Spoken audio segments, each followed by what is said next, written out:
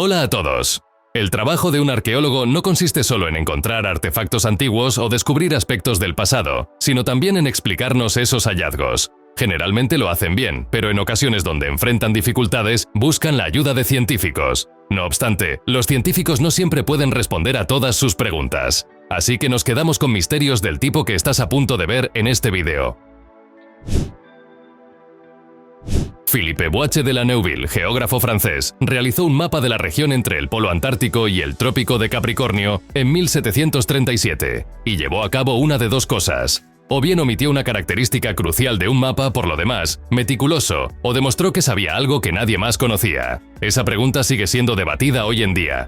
El mapa, ahora simplemente conocido como el mapa de Boissé, es único, ya que representa la Antártida sin hielo. Philippe fue un geógrafo teórico así como un viajero y combinó la astronomía, el estudio de los diarios de otros viajeros y sus propias observaciones para predecir la posición y forma de partes del mundo que nunca había visto. Aunque pueda parecer ridículo, sus métodos predijeron con precisión la presencia del estrecho de Bering así como Alaska. Es poco probable que haya visitado la Antártida, por lo que habría tenido que confiar en observaciones astronómicas o en los diarios de otros exploradores para informar el mapa que creó. ¿Cómo sabía con detalle cómo podría haber lucido el continente sin hielo? ¿Qué mapas y publicaciones consultó al crear el diseño? ¿Era consciente de una antigua cultura marítima cuyos registros ahora se han perdido por los estragos del tiempo? En un hallazgo que seguramente te hará mirar dos veces, arqueólogos han desenterrado cráneos de ciervo con orificios tallados como ojos que datan de hace 11.000 años en Starkar, un sitio arqueológico mesolítico en North Yorkshire, Inglaterra. Estas piezas de cabeza de cráneo de ciervo, junto con herramientas, armas y joyas, están actualmente en exhibición en el Museo de Arqueología y Antropología en Downing Street, Cambridge. La exposición, titulada Una historia de supervivencia, la vida prehistórica en Starkar, ofrece un vistazo a una época anterior a la agricultura, la cerámica y la metalurgia. Es posible que los tocados de ciervo se usaran como elementos de camuflaje durante la caza, o bien formaran parte de rituales de caza arraigados en el animismo, sistema de creencias que atribuye una fuerza vital a todos los objetos y fenómenos materiales. Estas máscaras de ciervo no son solo raras reliquias del Mesolítico, sino también invaluables vestigios de un paradigma perdido en la historia humana. Son íconos de una cosmovisión hace tiempo olvidada. Así que, mientras nos maravillamos ante estas antiguas máscaras de ciervo, recordamos el eterno deseo humano de conectar con el mundo natural y los elementos sobrenaturales de nuestro destino. Hurgar en las colecciones de los museos más prestigiosos del mundo podría parecer un poco tramposo, pero haremos una excepción para nuestro próximo artefacto. Es un objeto bellamente tallado con alas de nombre incierto y es producto del segundo o tercer siglo después de Cristo. Los expertos del Museo Met de Nueva York, donde se encuentra el objeto, creen que probablemente es un contrapeso y estabilizador para un arpón. Esta idea se ve reforzada por el hecho de que fue descubierto en Alaska. Se cree que el objeto, esculpido en marfil, fue utilizado por una cultura que vivió a ambos lados del mar de Bering, entre Siberia y Alaska, hace casi 2000 años. Los símbolos y patrones tallados en los lados del contrapeso son difíciles de interpretar, pero podrían ser representaciones de los espíritus a los que los propietarios de los pesos esperaban que dieran fuerza al arpón o que trajeran buena fortuna a la expedición de caza. Se piensa que objetos como este aún eran comunes en Alaska hasta finales del siglo IX, pero la producción se detuvo repentinamente por razones desconocidas. De los pocos ejemplos que aún existen hoy, se cree que este es el mejor conservado. ¿Has oído hablar alguna vez de las tumbas devoradoras de carne en Turquía? Si no, esto es una aventura sorprendente. Se dice que los sarcófagos en la antigua ciudad de Assos, en Turquía, poseen la misma peculiaridad. Disuelven los cuerpos en su interior a una velocidad mayor de la que sería posible sin intervención artificial. Si se dejan sin perturbar, un cuerpo humano tarda en promedio entre 50 y 200 años en descomponerse tan completamente que no queda absolutamente nada en su interior. En un sarcófago de Assos toma menos de 50 días. La ciudad fue ocupada por primera vez hace unos 3000 años por colonos de Lesbos. Incluso los antiguos habitantes conocían el poder aparentemente místico de estos ataúdes. Los llamaban sarcófagos, que en griego significa devorador de carne. De ahí es de donde obtenemos la palabra sarcófago. Si esperas una razón por la que los cuerpos en su interior se descomponen tan rápidamente, tememos no tenerla. Los científicos han especulado que el efecto podría haber sido causado por el nivel de aluminio en las tumbas, pero no han podido probar esa teoría. El misterio sigue sin resolverse. El Enuma Elish es el mito babilónico de la creación, nombrado por sus palabras iniciales. Este relato épico, descubierto por el arqueólogo inglés Austen Henry Layard en 1849 en la biblioteca en ruinas de Asurbanipal en Nínive, Irak, es una narración fascinante de luchas de poder cósmico y destreza divina. Grabado en acadio en 7 tablillas de arcilla, cada una con entre 115 y 170 líneas de escritura sumeria y acadia, el Enuma Elish narra la creación del mundo, una batalla celestial por la supremacía y la creación de la humanidad al servicio de las deidades mesopotámicas. La historia culmina con un gran himno de alabanza para Marduk, el dios central en la narrativa. Aunque el propósito original del texto sigue siendo un enigma, podría haberse utilizado en ciertos festivales o para afirmar el dominio político de Babilonia sobre Asiria. Algunas versiones posteriores incluso reemplazaron a Marduk con el dios principal asirio, Asher. Se cree que la composición de este texto se remonta al final del segundo milenio antes de Cristo, o quizás incluso antes, al tiempo de Hammurabi, durante el período babilónico antiguo de 1900 a 1600 a.C. Al estudiar el Enuma Elish, no solo leemos un mito antiguo, sino un testimonio de la eterna búsqueda humana para comprender nuestros orígenes y nuestro lugar en el cosmos. En un hallazgo que arroja luz sobre las antiguas prácticas religiosas, un sello de cristal usado por el profeta Mani, fundador del maniqueísmo, ha sido recientemente estudiado de nuevo por Susanna Gulaksi, profesora de estudios culturales comparativos. Mani, nacido en 216 en Persia, estableció el maniqueísmo, una religión que tomó elementos del zoroastrismo y del cristianismo. A diferencia de otros líderes religiosos de su época, Mani escribió su propia doctrina. Era la definición misma de un originador. El sello de cristal grabado autenticaba sus escritos y correspondencia. Gulaksi cree que Mani llevaba su sello como un colgante, lo que habría sido una práctica común en aquel tiempo. El sello, del tamaño de una moneda de 25 centavos para quienes nos leen desde Estados Unidos, es plano por un lado y redondeado por el otro, con un grabado hundido que representa a Mani, y lo que podría ser una representación de 2 de sus discípulos. La inscripción dice: Mani, apóstol de Jesucristo. Tras el fallecimiento de Mani en prisión en 274, es probable que sus pertenencias fueran entregadas a su sucesor. El celo reapareció en París en 1896 y ahora se encuentra en la sección de gemas de la Biblioteca Nacional de Francia.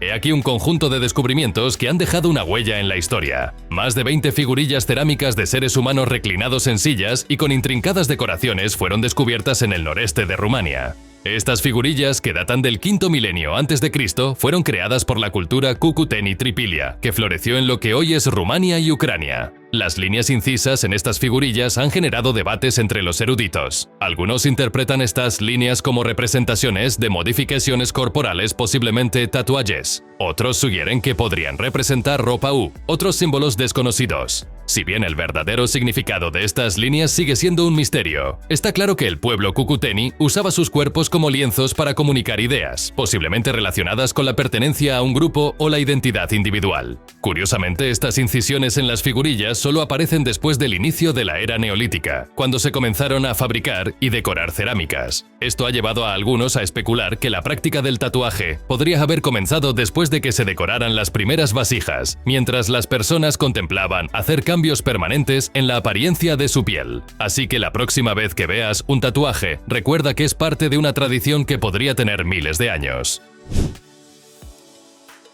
He aquí un hallazgo sorprendente que está reescribiendo la historia de la fabricación de herramientas. Más de 7.000 antiguas herramientas de piedra han sido desenterradas en India, dejando a los arqueólogos con muchas preguntas sin respuesta sobre sus creadores. Estas herramientas excavadas de un sitio cerca de Chennai, en India, fueron hechas utilizando una técnica avanzada de talado de piedra y datan de hace unos 385.000 años. Esto sugiere que en India se fabricaban herramientas de piedra modernas 250.000 años antes de lo que se pensaba. La pregunta es, ¿por quién? Los investigadores especulan que las herramientas podrían haber sido hechas por una especie arcaica de hominino, en lugar de humanos modernos, aunque es imposible confirmarlo debido a la falta de evidencia fósil. Las herramientas se encontraron en el sitio arqueológico de Atirampakam, que fue descubierto en 1863 y comenzó a ser excavado en 1999. El sitio fue misteriosamente abandonado hace unos 73.000 o 74.000 años, un hecho que solo sirve para intensificar el misterio alrededor alrededor de estos artefactos. Este descubrimiento retrocede la emergencia de la cultura de la Edad de Piedra Media en India alrededor del mismo tiempo que se desarrolló en Europa y África, remodelando nuestra comprensión del avance tecnológico humano temprano.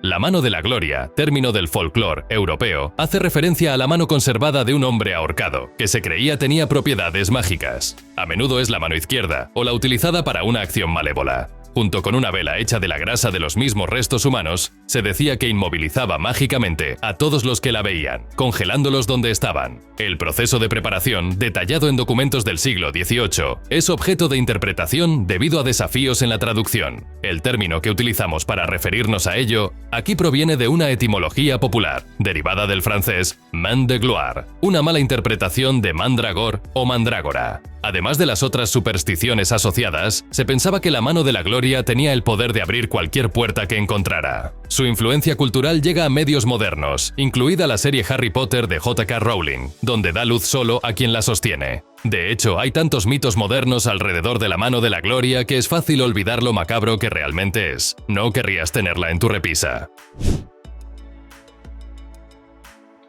Aunque el ISIS haya perpetrado la devastación y comercio ilícito de numerosas reliquias de incalculable valor en Irak, dichas atrocidades desembocaron en un descubrimiento arqueológico de inusitada importancia en la milenaria ciudad de Nínive. Bajo el sepulcro de Jonás, túneles excavados por el ISIS revelaron 7 inscripciones que datan de 2700 años atrás, arrojando luz sobre el reinado del monarca asirio Esarhaddon, mencionado en las Sagradas Escrituras. Al liberar el territorio de las garras del ISIS en el año 2017, eruditos del pasado se adentraron en dichos pasajes subterráneos, topándose con los restos de un majestuoso palacio asirio. Estas inscripciones retratan con elegancia la gobernanza y hazañas de Esarhaddon, tales como la majestuosa restauración del templo del dios Ashur y la reinvención de metrópolis legendarias, como Babilonia. Estos recientes hallazgos concuerdan con investigaciones arqueológicas preexistentes cerca del sepulcro de Jonás, efectuadas entre 1987 y 1992, que, por conflictos de índole regional, nunca vieron la luz del día. Una inscripción particularmente destacada de estas exploraciones anteriores relata las victorias militares de Esarhaddon. En el año 2014, radicales del ISIS desolaron la tumba de Jonás y otros emplazamientos de invaluable patrimonio, al considerarlos idolátricos. Jonás emerge como una figura trascendental en las tradiciones judías, cristianas y musulmanas. Mucha gente está obsesionada con comprar productos de marca hoy en día, pero la creación de marcas y el mercadeo parecen remontarse mucho más atrás de lo que la mayoría imagina. Sabemos eso porque parece que en algún momento hace un poco más de 1000 años, todo guerrero que se preciara en Europa quería una espada Ulfbert como esta. Se han encontrado por todo el continente, y los expertos creen que probablemente comenzaron como una tendencia vikinga, aunque eso no puede ser probado. Según sabemos, fueron las primeras espadas hechas de hierro fundido mezclado con carbono y luego vertido en un molde. Ese proceso eliminó las impurezas que debilitaban muchas de las hojas de la época y daba a los guerreros que las poseían una ventaja en combate. Parece que nadie más en Europa pudo replicar el proceso durante al menos 200 años, así que la cuestión de cómo los vikingos llegaron a la idea es desconocida. Podría haber sido robada de una tribu asiática que conquistaron, pero eso es realmente poco más que una suposición. ¿Son estas placas de plomo de Sinaya un registro de la historia del pueblo dacio o son falsificaciones de alta calidad? Esa es una pregunta que los expertos han estado debatiendo desde el siglo XIX y no están más cerca de un acuerdo sobre el tema ahora de lo que estaban entonces. Las inscripciones en las placas están escritas en un idioma desconocido y como tal nunca han sido traducidas. Las letras son griegas, pero las palabras no tienen sentido en ninguna forma del griego. Nadie sabe cuándo o dónde se descubrieron las placas, pero la primera referencia escrita sobre ellas proviene de un inventario de un almacén dentro del Museo de Antigüedades de Bucarest, en Rumania, hace poco más de 200 años. El inventario indica que había 200 placas en ese momento, pero solo se sabe de la existencia de 35 hoy en día. Aparte de sus inscripciones, muchos de los artefactos también presentan ilustraciones de castillos, templos, reyes y soldados. Aunque es posible que las placas sean artefactos genuinos, la opinión de la mayoría de los expertos en Rumania es que son falsificaciones creadas por Bogdan Petriceanu Hasdeu, un filósofo rumano del siglo XIX que a veces fabricaba falsificaciones de artefactos arqueológicos por diversión. Cuando los conquistadores españoles y otros europeos terminaron de conquistar las Américas, quedaba poco en términos de manuscritos auténticos originales o documentación. Solo se sabe que sobrevivieron 20 manuscritos indígenas al asalto, 5 de los cuales son códices mixtecas. El más conocido de ellos es el Códice Selden, que se cree fue realizado alrededor del año 1560 y se pensaba que había sido estudiado y comprendido en su totalidad hasta el año 2016. Fue entonces cuando un nuevo estudio reveló un conjunto oculto de páginas escondidas bajo la tiza y el yeso en la parte trasera del manuscrito. Es un descubrimiento asombroso, pero lamentablemente aún no sabemos qué significa. Las escenas mostradas en las páginas son confusas, incluso para personas que han dedicado toda su vida profesional a estudiar documentos como estos, pareciendo mostrar a mujeres sentadas en el consejo del rey y un glifo repetido de una cuerda retorcida, acompañado de un cuchillo de pedernal. El símbolo no aparece en ningún otro manuscrito mixteco conocido. Teniendo en cuenta el hecho de que las páginas fueron ocultadas deliberadamente, podría tratarse de información ultra secreta. Lamentablemente, eso significa que tal vez nunca podamos entenderla. ¿Cuál de estos increíbles descubrimientos arqueológicos te gustó más? Déjanos saber en los comentarios. Y si te gustó este video, no olvides suscribirte para más aventuras y descubrimientos asombrosos. Un saludo.